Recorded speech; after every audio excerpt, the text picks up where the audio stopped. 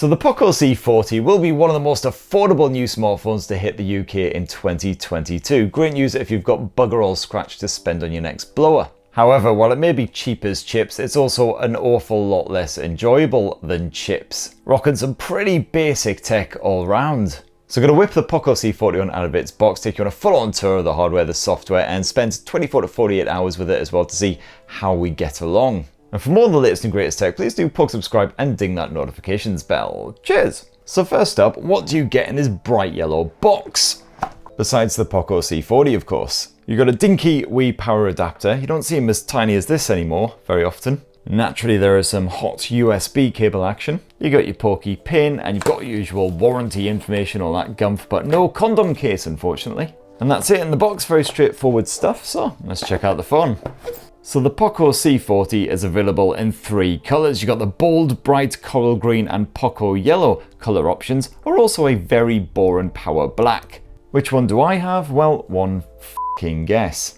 If you want something that's quite smart, that's not going to attract many glances on the tube or anything like that, then I guess the black model kind of fulfills that. Personally, I do prefer a bit of colour, so I would not choose the black option myself, but hey-ho. Now the Poco C40 is a 6.71-inch smartphone, so it is a bit of a behemoth. And as you can see, pretty sizable bezels surrounding that display as well to add to the bulk, including this bit of fat lip action. And my eyes were also immediately drawn to the old school nipple notch up top. Don't see that very often these days. And the Poco C40 is a bit of a hefty bugger as well, as you'd expect from a 6.7 incher, over 200 grams in weight. Now, screen is coated in Gorilla Glass 3 at least, so hopefully should prove fairly durable, and around back it is just your typical placky arse end. You do have a mottled surface, however, so that has a good bit of texture and also, crucially, a good bit of grip. And then up top you've got the shiny camera housing as well, with a good bit of the Poco branding. Of course, doesn't jump very far from the surface, which is good news. And you've actually got a physical fingerprint sensor integrated into that bit as well, just below the camera and the branding there. And this phone is IP52 splash resistant as well, so no worries if you go spilling your drink on it or anything, just give it a bit of a mop up, should be alright. So pretty standard stuff as far as the design is concerned, but when it comes to the software, that's where it all starts to fall apart. You see, the Poco C40 is still running Android 11, which is just absolutely frustrating because, of course, Android 12 has been around for almost a frickin' year now. I'm not sure when Poco is going to upgrade that to Android 12, or indeed if it's even going to get an Android 12 upgrade ever. We can only hope. But on the brighter side, you do at least have the latest version of Xiaomi's launcher MIUI 13. Although this is in a bit of a cut down state because this is such a basic smartphone, you don't get all of the features that you usually get on a MIUI 13 handset. You can, as usual, customize the Poco C40 with a variety of themes and wallpapers. Got a small selection of gesture shortcuts, all that good stuff. And as usual, of course, you've got that control center, which you pull down separately from the notification center. But you don't have MIUI's usual media tools, and you don't get the gaming features packed on here either, which is a real shame. And when it comes to bugs, oh boy, howdy does the Poco C40 have them. It's got so many bugs, I'd practically count it as a hobby for this thing. For one, I couldn't get the Maps app to load for about 24 hours. Thankfully, that seems to have resolved itself after a couple of reboots. On quite a few apps, you'll just see an endless buffering spinning circle of doom when you're trying to do a search, for instance, in the likes of Deezer. And yes, I did just test the search on a different smartphone to make sure it wasn't Deezer that was buggered. And quite often, Twitter gets stuck on the loading logo for ages as well. And sometimes it doesn't even bother loading the loading logo. Even the blue Twitter bird can't be f***ed with this hot mess. Also, while my review model of the Poco C40 has 64 gigs of storage, the base model has just 32 gigs in total. Which, considering the system files take up about 13 gigs, that's not particularly stunning. I mean, come on, even the iPhones these days come with minimum 64 gigs. But the good news is you can quickly and easily expand the storage by slipping a micro SD memory card inside. Cards up to 1 TB in size are supported, so that should sort you right out, and that memory card slot is separate from the dual SIM slots. And yeah, when you want to unlock the Poco C40 to enjoy that hot software experience some more, you've got that rear physical fingerprint sensor.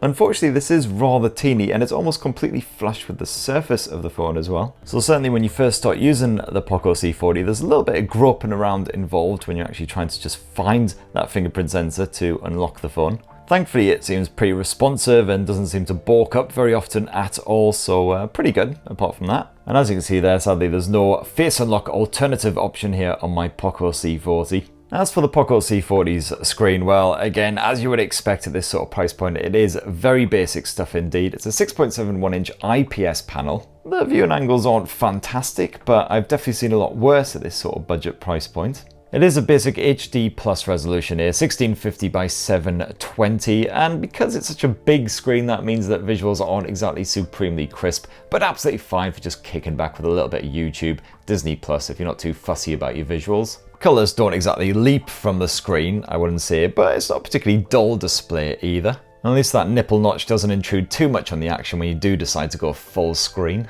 Gotta say though, on top brightness levels, I did sort of struggle to see what was going on the Poco C40's display when it was very sunny outside, getting lots of that reflection on the go. You got very limited options in the display settings as well. You can sort of mess around with the colour output, but it does bugger all really, to be honest. And it's your bog standard 60Hz refresh rate as well, so you can't adjust that. And on the audio front, well, not a massive surprise that the Poco C40 sports a basic mono speaker output, and that's it. But let's boost up the volume, see what we're working with here. The Huawei FreeBuds Pro 2 lodged right in my lug holes. On paper, the FreeBuds Pro 2 do sound very similar to the originals. So yeah, on the top volume, not exactly going to blow out your eardrums anytime soon, no risk of that. It's still pretty quiet and rather tinny. So you'll definitely want to either stick in a pair of headphones using, thank God you've got a headphone jack on here, so it's all good. Otherwise you do have Bluetooth 5.0 support, which seems to work fine. So now let's shift somewhat begrudgingly onto performance, and the Poco C40 is powered by the JLQ GR510 chipset. Now chances are you've never even heard of JLQ before, I certainly hadn't, although apparently this Chinese chipset manufacturer was only established 5 years ago, and I spent a considerable portion of the last few years smashed out of my tiny little mind. Just, you know, comfortably numb, just to get through the whole COVID and Boris and all of that sure. And JLQ is still obviously tiny compared with massive rivals like MediaTek, but apparently they've been very busy the last few years producing chipsets for various smart devices and now apparently smartphones. Now the GR510 chipset is pretty basic stuff as you'd probably expect, rocking a simple Mali G52 GPU, and it's backed here in the Poco C40 by just 3 or 4 gigs of RAM. My review model is thankfully the 4 gig version. Not that this helped particularly much because you'll still spend ages waiting for apps to load and for anything to happen at all. To say that the Poco C40 is a wee bit lethargic would be kind of like saying Johnny Depp is only slightly bonkers. Every time I go to use this thing, I feel like I've already downed a 6-pack of Special Brew because just everything is just so unresponsive. And no, I haven't actually downed half a dozen cans of Special Brew, I swear.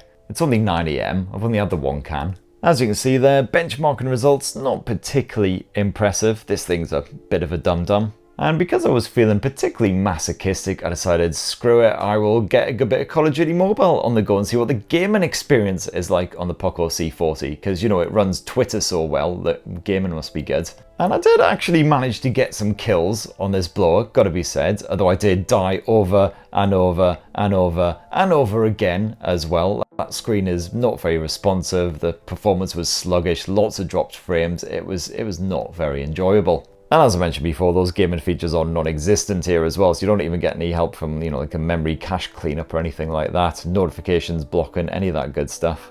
And if you were thinking you might get a bit of 5G action out of the Poco C40, well, maybe put down the crack pipe. This thing tops off at 4G like all other rivals at this sort of price point, to be fair. Now, the one area where the Poco C40 does impress, however, is the battery life. And I say impress, it's got a 6,000 mAh capacity cell crammed inside of that gigantic chassis, so you would expect the battery life to be good. And it's not quite as impressive as I thought it would be because I ended a full day of just standard use with around 30% still left in the tank, and I was expecting closer to 50%, I've got to say, because I didn't exactly push this thing too hard. So I doubt you'll be able to get 2 full days out of a single charge, but at the very least it'll see you through a very demanding day, no worries. And when it comes to power and backup, the Poco C40 supports 18-watt wired charging, although the charger that's actually bundled in the box is only a 10-watt charger, somewhat cheekily, and that explains why it was so bloody tiny. And so let's finish this Poco C40 unboxing with a squint at the camera tech, and slapped here on the back is a very basic 13 megapixel shooter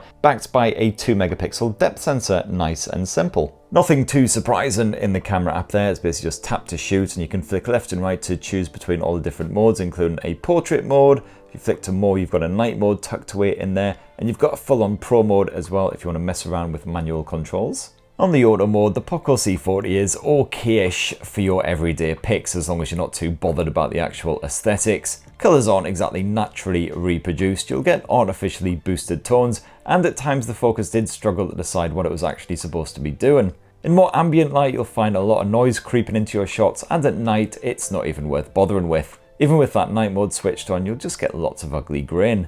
If you want to shoot a bit of video, well, that tops off at full HD resolution. Sadly, there's no 4K option here, and that is of course at 30 frames per second. And certainly, once again, I wouldn't expect too much. The visuals are a bit sort of grainy and crappy, and in low light it just falls on its arse, so yeah, for basic home movies at best.